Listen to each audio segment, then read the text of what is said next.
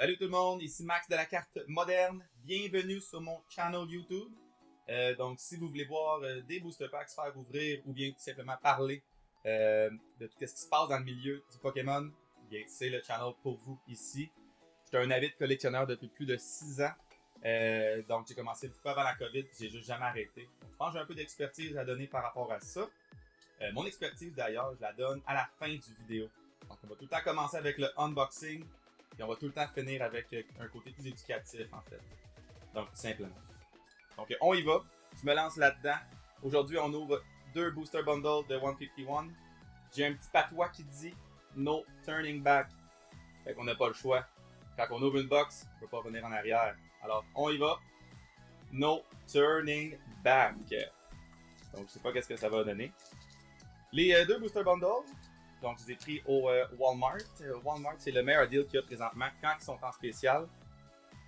Donc ça revient à quelque chose comme 81,45 quand on met le code de 15$. Donc c'est le code AP60. 6 boosters, bel et bien 6 boosters. Donc oui, avec le code AP60. Donc ça donne 15$ de rabais avec n'importe quel achat en haut de 75$ plus taxes.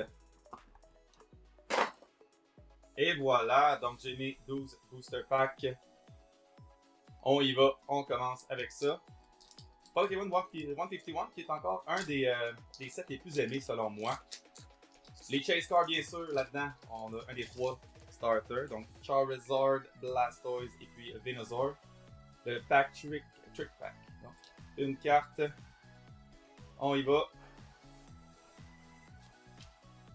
Rhyhorn, Magikarp, Oddish, Mankey, Nidorina, Eradicate, Erika's Invitation, Geodude, Paras, puis une Dragonite Holo. Bon, c'est sûr que le premier pack ne peut pas être parfait. C'est bien correct comme ça. On enchaîne. Fait que ouais, 151 est quand même très aimé présentement. Je pense que ça va être le meilleur set. Parce que tout le monde se reconnaît un petit peu là-dedans. Hey, j'ai pas donné les code cards, hey, je veux pas des code cards. Prenez-les, la gang. Hein, je les donne. C'est beau, c'est beau. Fait qu'on va avec Tentacool, Rattata, Squirtle, Lickitung, Snorlax, Sandslash, Hunter, Reverse Raticate, Poliwag. Ah, puis une Zapdos EX. Pas pire, pas pire. Ok, un premier hit. On va les prendre. Yes, c'est parfait ça. Personnellement, ma préférée, moi, c'est la Venusaur. Je suis Team Bulbasaur, moi, en fait. Donc, je comprends que tout le monde aime Charizard. Petit code card. Tout le monde aime Charizard, puis je comprends. Mais pour moi, Charizard, c'est le douchebag des Pokémon. Donc, si vous avez écouté l'anime, oh, une petite brillante de la prendre, on va la prendre. Aussitôt que ça brille, on aime ça. Fait que oui, Charizard, c'est un peu le douchebag des Pokémon. Je pense pour ça que tout le monde l'aime, parce que si vous avez écouté l'anime, vous en rappellerez que Charizard, en fait, n'écoutait pas Ash parce qu'il a été acquis d'un autre trainer. Puis quand tu fais évoluer quelqu'un qui est d'un autre trainer, ben tu t'obéis pas s'il est de certains levels. Oh! Let's go!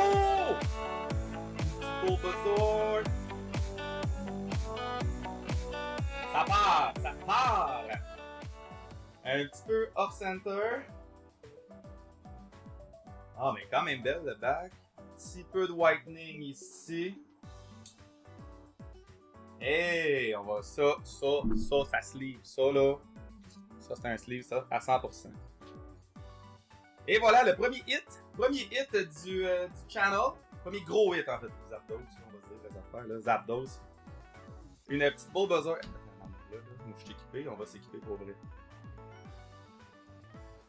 Et voilà, Bulbasaur. Illustration Wear, 166 sur 165. Très bon état, bien content. Seulement 3 packs in. Et on va se lever toute la gang,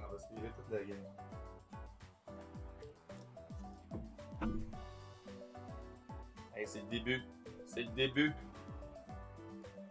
Et voilà. Hey, let's go! Une illustration rare. Je pensais pas avoir de hit pour vrai, donc je suis bien content.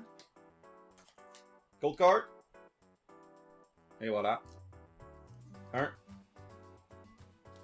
C'est sûr que c'est pas une full art, mais on va tous les prendre. Donc, Pidgey, Metapod, Bonita, Golduck, Pinsir, Bill Transfer, Electabuzz, Victreebel, et oh!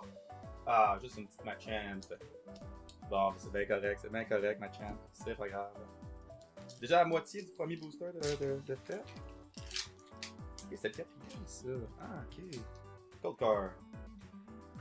On s'en fout. À moins qu'il y en a qui jouent encore au jeu en ligne. Je sais qu'il y a quand même beaucoup de tournois qui se passent présentement. Fait que clairement que c'est pas fini cette affaire-là du hype de ici. Kabutops, War Turtle et la Vaporeon. Bon, Bulbasaur, écoutez moi, la moitié du booster est remboursé avec juste une Illustration Rare comme ça.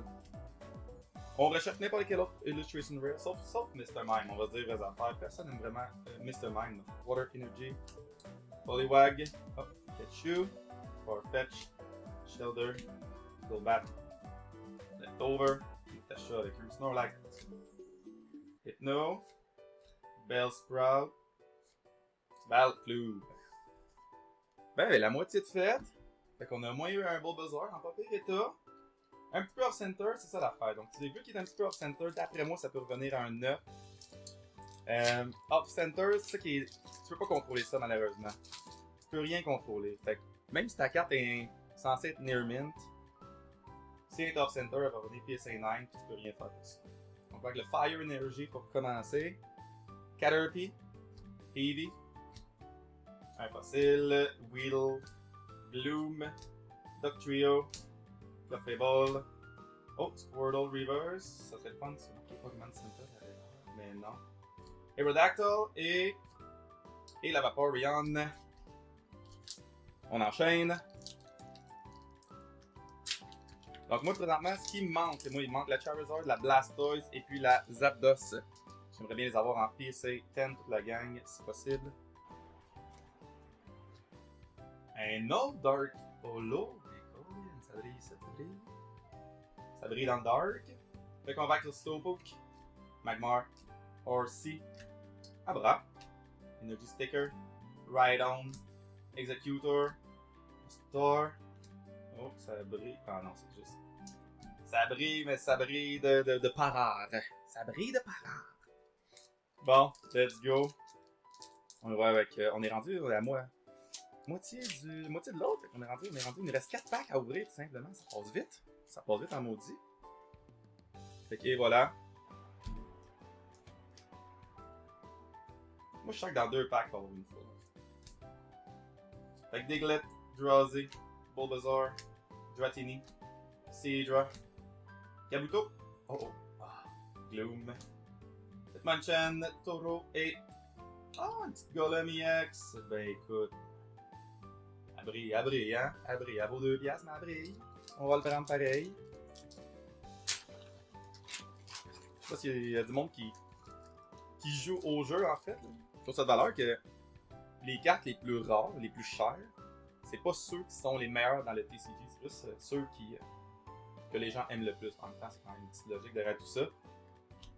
Mais ça reste un jeu qui est de base pour des jeux de cartes. T'sais. Puis on voit que le côté collection a pris le dessus de jouer maintenant. Il y a plus de monde qui collectionne qui joue au jeu. C'est pour ça que tu as la Moonbryon que t'as pas de deck qui se fait avec la Moonbryon, mais que la Moonbryon elle vaut 2000-ish quand tu es en PSA 10 présentement, ce qui est ridicule. Donc c'est ça, Weedle, Zubat, Goldeen, Nidoran, Slowbro, Ivysaur, Machoke, Parasect, Poliwrath et le petit Chansey. Chansey avec son petit Lucky Charm. Avant-dernier pack, on a besoin d'un petit miracle s'il vous plaît.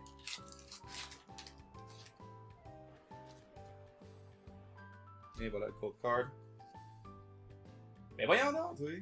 Hey, on aime ça le dark, ça brille. Donc on a Ekans, Cudone, Vulpix, Magnemite, Dragonair, Seadra, Kabuto, Stario, Leftover Reverse et Electrode.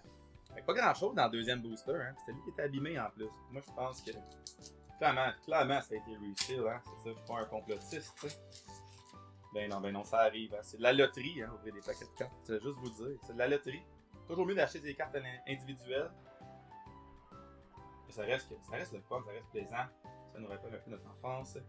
Donc Basic Energy Dark, donc Gazly, Paras, Voltorb, Last Pack Magic, Command, Krabby, Dugong, Hitmonchan, Seaking, Venomoth, hein? Weedle, puis une Kangaskhan EX. Bon ben voilà, au moins on a eu la petite Bulbasaur, on a eu un petit quelque chose, c'est toujours bien le fun. Elle est quand même belle en arrière, les coins sont ronds, il y a un petit peu de widening, fait que tu l'envoies se faire grader, ça revient PC9, mais c'est ça qui est ça. Yes, donc premier opening fini, un petit peu shaky, mais on commence tout en quelque part. Donc on va y aller tout de suite avec mes conseils. Je vais vous donner 3 conseils super simples pour commencer une collection. Vu que c'est le début de mon channel, on commence par le début. Donc si vous voulez finir, comme mes 2 amis ici présents, bras croisés dans des bidous, ben, c'est bien important de se faire un budget pour notre collection. Donc c'est important de ne pas s'endetter. J'ai déjà entendu des histoires que justement il y avait un gars qui ne peut plus faire d'activité avec sa blonde parce qu'il achetait trop de cartes Pokémon dans son dos. Là, voyons donc. Ça reste, oui, un investissement pour moi, mais ça reste un hobby. Faut profiter de la vie. Fait que commencez pas à vous endetter pour des cartes Pokémon. Moi, j'ai commencé au début, j'avais 20$ de budget par semaine. Puis si je voulais une carte à 80, j'attendais 4 semaines, tout simplement. Puis plus tu fais d'argent, plus tu peux augmenter ton budget. Mais jamais je me suis endetté pour des cartes Pokémon. Fait que ça, c'est très important. Faites-vous un budget pour commencer. Deuxième conseil que j'ai à vous donner, achetez les cartes que vous voulez collectionner. Ça a l'air un peu niaiseux dit comme ça, mais achetez pas des cartes si vous voulez pas les avoir dans votre collection, à moins que vous soyez capable de la flipper. Si vous avez confiance en vos capacités de vendeur puis vous connaissez le marché, allez-y. Ça, j'ai aucun problème avec ça. Mais sinon, collectionnez ce que vous voulez. On a tout un Pokémon préféré, on a toute une série de cartes préférées. Fait que tenez-vous-en à ça. Faites-vous une liste, ayez un but clair, puis ça va être beaucoup plus facile de vous commencer à builder une collection. Moi, personnellement, c'est Houndoom. Je suis un homme qui aime les chiens. Alors, Houndoom, c'est mon Pokémon préféré. Arcanine est le second. Puis la Houndoom ici, c'est ma carte préférée de tous les temps. Un jour, je vais l'avoir en gradé 10, puis je le sais. Puis ça, c'est pas une question d'investissement ou whatever, c'est plus une question que j'avais dans mes affaires. Mais ça, c'est un but ultime de ma vie, d'avoir elle en gradé 10, puis je sais qu'un jour, je vais l'avoir. Dernier conseil que j'ai à vous donner, soyez patient. Soyez patient si vous voulez que vos cartes prennent la valeur. Ça prend du temps, ça peut prendre 2 à 4 ans généralement pour qu'une carte double ou triple, sauf qu'ils vont toujours prendre la valeur. Pokémon est tellement bien parti dans leur vie, c'est tellement une business qui est stable, je veux dire, ils peuvent sortir d'autres générations comme qu'ils veulent. Puis aussitôt qu'une série est en rupture de stock, la carte elle va prendre la valeur. Fait que pour vrai, soyez juste patient avec vos investissements. Aussi, il ne faut pas avoir la peur du FOMO, donc c'est le Fear of Missing Out. FOMO, donc ça c'est ma meilleur exemple du FOMO parce que j'ai FOMO avec cette carte-là. Donc quand cette box-là est sortie, c'était 500$ dans le temps. Ça contient cette carte-là, la promo, un binder, puis un frame, puis un petit deck box, je pense. Fait que c'était très simple, il y avait une seule carte qui était en promotion dedans. J'ai dit cette carte-là, c'est une carte en japonais, puis dans le temps, les cartes en japonais, ils n'arrêtaient pas de monter de valeur très rapidement. Je pense à la Pikachu, collaboration qu'il y a eu entre Pikachu et Mario, donc Pikachu et Nintendo. Quand je la regardais, PSA 10 elle était à 1500. Maintenant, on en vaut comme 7000, je pense. Je vais mettre le prix en quelque part, là, mais c'est ridicule comment ça a pris de la valeur. Fait que quand que cette box-là est arrivée, j'ai dit une carte promotionnelle japonais, qui a une carte dedans, c'est sûr que ça va prendre de la valeur.